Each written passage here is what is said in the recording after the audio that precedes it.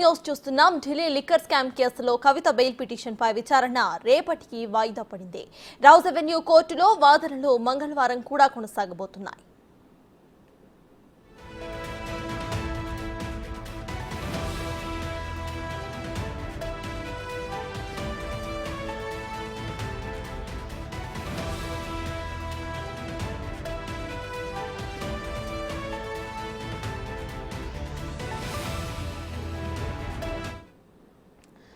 Delhi liquor scam కేసులో కవిత arrest అయిన సంగతి అందరికీ తెలిసిందే. అయితే కవిత బెయిల్ పిటిషన్ కు సంబంధించి విచారణ అయితే రేపటికి వాయిదా పడింది.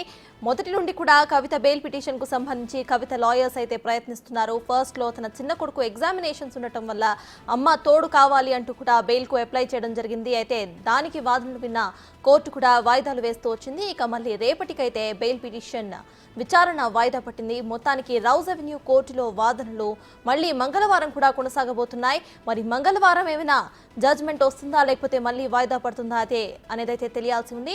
మొత్తానికి ఎమ్మెల్సీ కవిత అరెస్ట్ అయ్యి ఇప్పటికీ చాలా రోజులే పూర్తవస్తోంది. ఇక కవిత బెయిల్ పిటిషన్ కు సంబంధించిన వాదనలు అయితే మళ్ళీ రేపటికి అంటే మంగళవారానికి వాయిదా పడ్డాయి.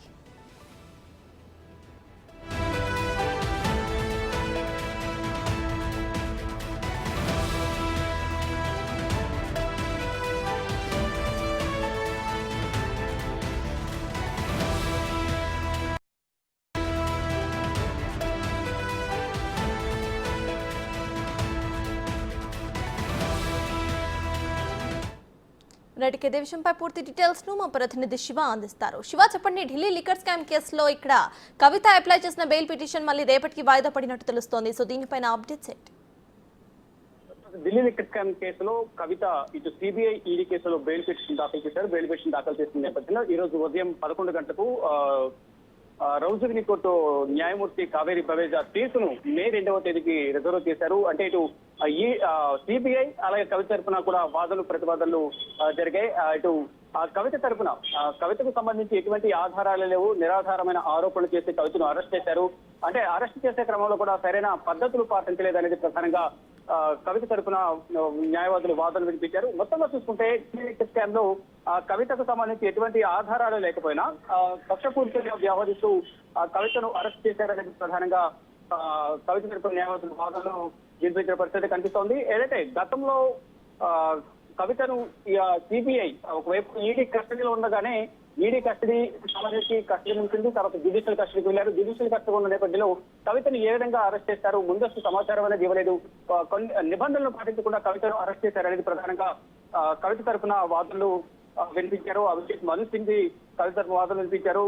అరుణ్ రామచంద్ర పిల్లై అలాగే ఇతర ఆరోపణలు ఎదుర్కొన్న నిందితులు ఎవరైతే ఉన్నారో వారిచ్చిన ఆరోపణల మేరకు కవితను ఏ విధంగా అరెస్ట్ చేశారంటూ కూడా తమ వాదనలు వినిపించారు. అంటే ఉదయం వాదనలు విన్న తర్వాత సిబిఐ కేసుకు సంబంధించి ఢిల్లీ లిక్కర్ పాలసీ సిబిఐ కేసుకు సంబంధించి మాత్రం తీర్పును రిజర్వ్ చేశారు. మే 2వ తేదీన సిబిఐ కేసుకు సంబంధించి మాత్రం తీర్పును వెలువరించే అవకాశం కనిపిస్తుంది. ఇక మధ్యాహ్నం 2 గంటలకు ఈడీ కేసులో కూడా ఢిల్లీ లిక్కర్ నీటి మనీ లాండరింగ్ కేసులో కూడా కవితకు సంబంధించి వాదనలు కొనసాగించిన నేపథ్యంలో కవితను మార్చి 15న హైదరాబాద్ లో తన నివాసంలో అరెస్ట్ చేశారు. ఆ ముందస్తు సమాచారం లేకుండా ముందు ఒక ప్లాన్ ప్రకారం ఫ్లైట్ టికెట్ కూడా బుక్ చేసుకుని వచ్చి కవితను సెర్చ్ వారెంట్ పేరుతో వచ్చి తర్వాత అరెస్ట్ వారెంట్ జారీ చేశారు. తర్వాత అదే రోజున ఢిల్లీ తరలించి ఢిల్లీలో మరుసటి రోజు 15వ తేదీన అరెస్ట్ చేశారు. 16వ తేదీన కోర్టులో హాజరుపరిచారు. 10 రోజుల ఈడీ కస్టడీ తీసుకున్నారు. ఈడీ కస్టడీ ముగిసిన తర్వాత జ్యుడిషియల్ కస్టడీకి దించారు.